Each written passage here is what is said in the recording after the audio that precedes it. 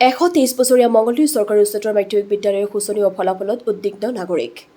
হিতৰ মৰ্যাদা উদ্ধাৰৰ বাবে ছাত্ৰ সন্থাৰ উদ্যোগত নাগৰিক সভাত গুৰুত্বপূৰ্ণ সিদ্ধান্ত। 1903 চনতে স্থাপিত মঙ্গলদৈ চৰকাৰী উচ্চতৰ মাধ্যমিক বিদ্যালয়খন মঙ্গলদৈ শিক্ষাৰ প্ৰাণকেন্দ্ৰ হিচাপে বহু ঐতিহাসিক ক্ষণৰ সাক্ষী মঙ্গলদৈ চৰকাৰী উচ্চতৰ মাধ্যমিক বিদ্যালয়। এইবেলি হাইস্কুল শিক্ষান্ত পৰীক্ষাত শোচনীয় ফলাফলৰ বাবে আজি আন্তঃমঙ্গলদৈ ছাত্ৰ সন্থাৰ উদ্যোগত অনুষ্ঠিত নাগৰিক সভাই গুৰুত্বপূৰ্ণ সিদ্ধান্ত গ্ৰহণ কৰে।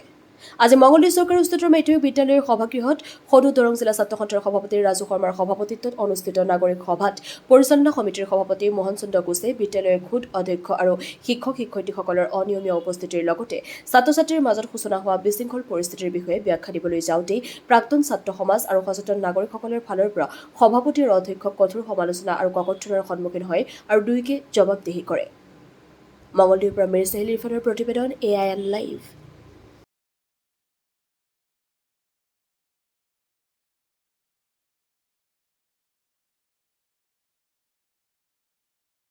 দৰং জিলাৰ একমাত্ৰ উচ্চ শিক্ষা অনুষ্ঠান বুলি ক'ব লাগিব আমি মঙ্গলদৈ চহৰৰ মাজত শিক্ষাৰ প্ৰাণকেন্দ্ৰ স্বৰূপে মঙ্গলদৈ চৰকাৰী উচ্চতৰ মাধ্যমিক বিদ্যালয়ৰ হিতৰ মৰ্যাদা উদ্ধাৰৰ বাবে যদি নাগৰিক সভা পাতিব লগা হৈছে, ইয়াতকৈ লাজৰ বিষয় একো নাই। এইখন চৰকাৰী মাধ্যমৰ বিদ্যালয়ৰ পৰা যি ফলাফল, বিগত যি মেট্ৰিক পৰীক্ষাৰ ফলাফল, এই ফলাফলে আচলতে সমগ্ৰ দৰংবাসীক লজ্জিত কৰিছে আৰু সকলো সা সুবিধা থকাৰ পিছতো এই বিদ্যালয়খনৰ ছাত্ৰ ছাত্ৰীসকলে কিয় ভালদৰে ফলাফল লাভ কৰিব পৰা নাই, এই বিষয়ে পৰ্যালোচনা কৰাৰ বাবে আমি এখন আজি নাগৰিক সভা আয়োজন কৰিছোঁ আৰু আমি আশা ৰাখিম যে মঙ্গলদৈ এই বিদ্যালয় উচ্চতৰ মাধ্যমিক বিদ্যালয়ৰ যি গৌৰৱ, অতীতত যি গৌৰৱ আছিল সেই গৌৰৱ পুনৰ ঘূৰাই আনিব লাগিব আৰু ইয়াৰ বাবে যি কৰিব লাগে ৰাইজৰ লগত লগ লাগি আমি সেই কামখিনি কৰি যাম। চাওক, এইটো সাংঘাতিক দুৰ্ভাগ্য কথা। যিখন বিদ্যালয়ে এসময়ত গোটেই অসমত নাম জ্বলাই আছিলে আৰু যিখন বিদ্যালয়ত মানে বিশেষকৈ হায়াৰ ছেকেণ্ডেৰী আৰু মেট্ৰিকৰ সময়ত নাম ওলায়, এইবাৰ এই হায়াৰ ছেকেণ্ডেৰীৰ নাম একেবাৰে তলত গুচি গ'ল। ইয়াৰ গোটেই কথাটোৱে হ'ল, ইয়াৰ বাবে দায়ী শিক্ষকসকল, প্ৰিন্সিপাল আৰু SMCৰ প্ৰেছিডেণ্ট। আমি বিশেষকৈ ৰাইজেও কৈ আছে, তেওঁলোকে যদি নোৱাৰে লগে লগে ৰিজাইন দিব লাগে। এইবিলাক আমি টকাটো খাই থাকিলে নহ'ব নহয়।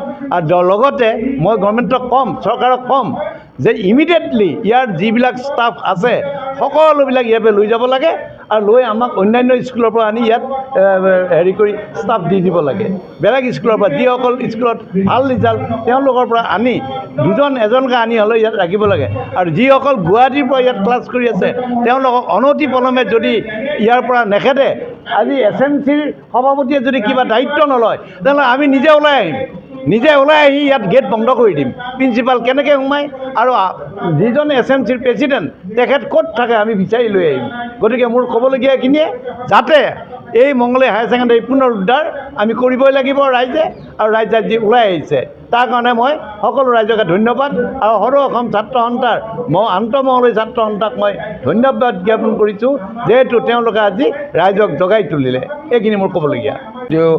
1903 চনৰ এক ঐতিহাসিক, অসমৰ ভিতৰতে এক ঐতিহাসিক বিদ্যালয় আৰু আজি কিছু বছৰ আগলৈ, 10 বছৰ আগলৈ এই বিদ্যালয়ত ভৰ্তি কৰাৰ কাৰণে যিটো শতাংশৰ প্ৰয়োজন আছিলে সেইটো ইয়াতে প্ৰয়োজন আছিলে, কিন্তু এতিয়া ইয়াতে সেই পৰিৱেশটো নাই। ইয়াৰ কাৰণে হয়তো আমি ভাবোঁ যে কিছু শিক্ষকসকলৰ বা সভাপতিসকলৰ বা আমি যিসকল এৰি থৈ গৈছোঁ প্ৰাক্তন ছাত্ৰ, তেওঁলোকৰ দায়িত্বৰ অভাৱ নেকি?